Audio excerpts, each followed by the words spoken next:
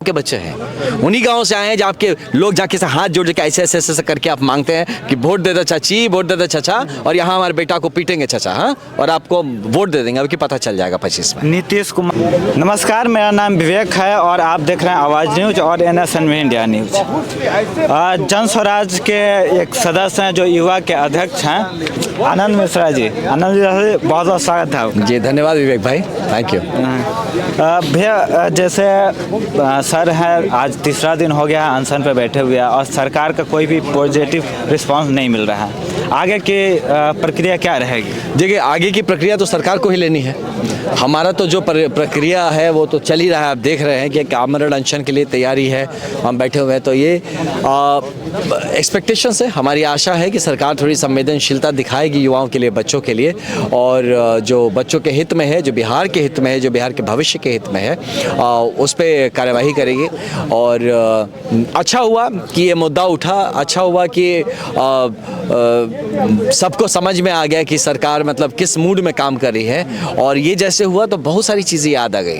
ये पिछले 10 सालों से कितनी बार ही पेपर लीक हुआ है, अनियमितता अलग अलग परीक्षाओं में देखी गई है ना। बहुत सारे इंक्वायरी हुए हैं, इन्वेस्टिगेशन हुए हैं, लेकिन इसका हुआ क्या आज तक किसी को नहीं पता चला। रिजल्ट क्या निकला हुआ, बंदे हैं क्या जिन्होंने तमाशगीन कर दिया था सारा परंपरा। इसका श्वेत पत्र भी आना चाहिए। साथ ही साथ इसलिए इस अनशन में उसकी मांग भी की गई। बिल्कुल, इस अनशन में उसकी भी मांग की गई है। 17वीं जो BPSC परीक्षा है, जिसमें अनियमितता की परिकाष्ठा परिलक्षित हुई है, और इस बात का संज्ञान भी नहीं लिया गया, और आज तक कोई इंक्वायरी कमेटी का गठन नहीं किया गया इस परीक्षा के इंक्वायरी करने के लिए। कोई कमेटी का चेयरमैन ने आज तक कोई पब्लिक नोटिस नहीं इशू किया कि आपके पास जो भी सबूत है, एविडेंस है, आप लाइए और हमारे समक्ष रखिए। आज तक किसी ने इस बात का संज्ञान नहीं लिया कि कई दिनों से बच्चे गर्दनी बाग में भूखे प्यासे बैठे अनशन कर रहे हैं। किसी ने इस बात का संज्ञान लेने से मना कर दिया कि आप चाहे चल के आइए, आप भूखे रह जाइए, आप ठंड में ठिठुर के मर जाइए, हम आपसे बातें ही नहीं करेंगे। बस मैं ना IPS ऑफिसर रहा हूँ, ठीक है, और नॉर्थ ईस्ट में रहा हूँ। वहाँ बड़े बड़े आतंकवादी ग्रुप है, अल्फा है, JNLA, ये वो 50 ग्रुप्स है ना, NSCN वगैरह सब। ये सरकार प्रॉपरली उनसे बात करती है, टेबल पे उनको बात करने के लिए, वार्ता करने के लिए बुलाती है। और आप सोचिए, आप जैसे युवा यहाँ पे, आपकी सरकार आपसे बात नहीं कर रही है। क्या समझते हैं ये लोग आपको, किस लेवल पे रख रहे हैं ये सरकार हमारे युवाओं को, ये समझने की बात है। ये दिख रहा है इनका असली चेहरा, कि जिसको हमने सोचा था कि लोकतंत्र समाजवाद का नाम लेके शुरू किए थे, ये लोकतांत्रिक तौर पे बिहार चलेगा, बिहार की उन्नति होगी। देखिए इन लोगों ने क्या हाल बना दिया कि आज का युवा जो गांव से उनके माँ बाप ने ज़मीन बेच के भेजा कि जा बेटा पढ़ ले पटना, हमारे घर को शिक्षा के माध्यम से जिस गर्त में गिरे हुए परिवार हमारे हैं, जो गरीबी में झेल रहे हैं, उससे निकलने में मदद करो। यहाँ की सरकार उस पर वाटर कैनन मार रही है, लाठी बरसा रही है, ठंड में ठिठुर के मरवाने के लिए। इससे जुड़ा एक क्वेश्चन है, क्योंकि आप पोस्टिंग रहे हैं, असम में रहे हैं, असम सरकार इस प्रकार की कोई भी घटना की है, ऐसे आंदोलन को दबाने का प्रयास किया है? नहीं, कभी नहीं हुआ ऐसे आंदोलन। कभी इस लेवल पे जहाँ भी थोड़ा सा भी आया है, वहाँ पे एक SP साहब अरेस्ट हो गए थे गुरु, है ना। इसमें कि पेपर लीक कैसे हो गया था, एक हुआ था, एक एग्जाम का इसमें इशू हुआ था, जिसमें कि SP अरेस्ट हो गए थे। मजाक नहीं था, वो चले गए जेल, अभी भी जेल में है हमको लगता है। हाँ, तो बहुत कड़क और वहाँ पे प्रॉपर कानून निकला है। कानून है कि ऐसी परीक्षाओं में अगर अनियमितता होती है तो SP और DM का पर्सनल रिस्पॉन्सिबिलिटी होता है। जिस प्रकार से यहाँ के DM थप्पड़ चलाए और SP कार्रवाई की, क्या इस प्रकार से आपके डिस्ट्रिक्ट में कभी हुआ है, या आप रहते तो कर सकते? कभी नहीं होता, कभी नहीं मैं करता बॉस, है ना। मुझे लगता है मैंने ट्रेनिंग ठीक से की है। और हमारे नेशनल पुलिस अकेडमी आप जाएंगे ना, तो वहाँ पे लिखा हुआ है गेट पे, sensitised police for empowered society, संवेदनशील पुलिस सशक्त समाज। तो यहाँ संवेदनहीन पुलिस अगर रहेगी, संवेदनहीन प्रशासन रहेगा, समाज सशक्त नहीं रहेगा, समाज पिटा हुआ रहेगा, समाज गिरा हुआ रहेगा, समाज इस वाटर कैनन से भीगा हुआ रहेगा। तो ये हालत है। इतना चीज़ हुआ, इतना छात्र पीटे, पुलिस लाठियाँ चलाए, उसके बाद भी सरकार की तरफ से कोई भी वक्तव्य नहीं आता है। हाँ। क्या दर्शाता है? ये संवेदनहीनता दर्शाता है।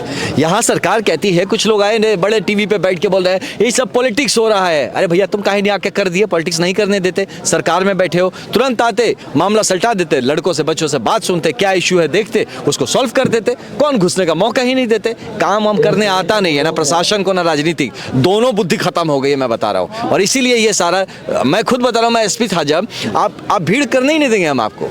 आपकी प्रॉब्लम्स हम पहले ही जाके सुन लेंगे कि क्या दिक्कत है भैया, विवेक भैया बताइए, आइए चाय पीते हैं, बैठते हैं और आपसे वार्ता करते हैं, आपका क्या दिक्कत है बताइए। आपकी सेवा के लिए हम खड़े ना, ये लाठी आपको बचाने के लिए मिला, पीटने के लिए थोड़ी मिला है। ये इस तरीके से मैंने भी पुलिसिंग किया है, मैं भी आईपीएस में रहा हूँ। बस यहाँ के बच्चों को क्या हो गया, यहाँ भी आईपीएस है, इसको देख रहा हूँ, कोई थप्पड़ मारा है, कोई लाठी मारे, बस ये है क्या?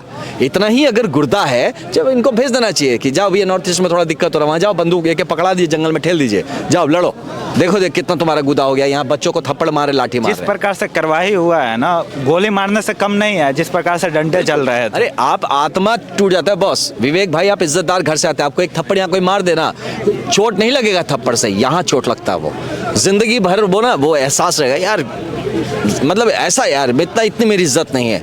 ये ना मैं बताता हूँ, बहुत गरिमामय लोग होते हैं जो कि मतलब पता नहीं वो क्या कर दे, कुछ गलत कदम उठा सकते हैं। आप इस तरह से काम नहीं कर सकते, ये बिल्कुल गलत है। और ऐसे काम करने के बाद भी सरकार ने कोई संज्ञान नहीं लिया, कोई इंक्वायरी नहीं की, कोई एक्शन नहीं लिया, ये दिखाता है आप कितने संवेदनहीन है। और हम लोग यहाँ पे पिटने के लिए नहीं आए, ये आप ध्यान में रखिए। जरूरत पड़े तो सरकार उखाड़ के फेंक दिया जाएगा। थैंक्स। प्रशांत जी का कहना है कि नीतीश कुमार जी जब तक नहीं मिलेंगे छात्र जो नेता चुने गए हैं उनसे, तब तक हम बैठे रहेंगे। और नीतीश कुमार जी का जो मन दिख रहा है, मिलने का थोड़ा भी नहीं है, तो फिर आगे का रणनीति क्या? अब देख लीजिए, आप ऐसे मुख्यमंत्री है जो कि मिलना ही नहीं चाहते अपने ही लोगों से, तो रणनीति तो पब्लिक बना देगी उनकी अगली बार। देखिए ना आप, उनका बढ़िया से समझ में आ जाएगा अब की बार। जनता देख लिया, गाँव का, ये जो बच्चे हैं ये शहर के बच्चे नहीं है, गाँव के बच्चे हैं। उन्हीं गाँव से आए हैं जहाँ आपके लोग जाके से हाथ जोड़ के ऐसे करके आप मांगते हैं कि वोट दे दो चाची, वोट दे दो चाचा, और यहाँ हमारे बेटा को पीटेंगे चाचा, हाँ, और आपको वोट दे देंगे। अब की पता चल जाएगा 25 में। नीतीश कुमार जी हो चाहे लालू यादव जी, ये सब लोग जेपी आंदोलन से निकले हैं, और वो छात्र आंदोलन से ही शुरू हुआ था।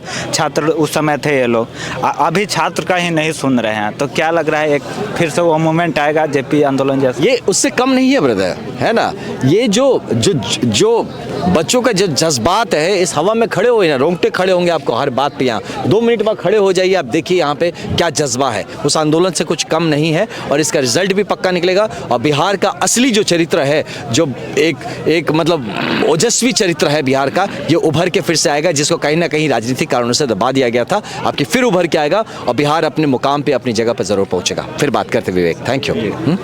तो हमारे साथ आनंद मिश्रा जी थे, जो जन स्वराज के युवा के अभी अध्यक्ष पद पे भी कार्यरत हैं और अपना सेवाएं दे रहे हैं, जिन्होंने बताया कि छात्रों का आंदोलन जेपी आंदोलन से कोई कम नहीं है, उससे बड़ा है।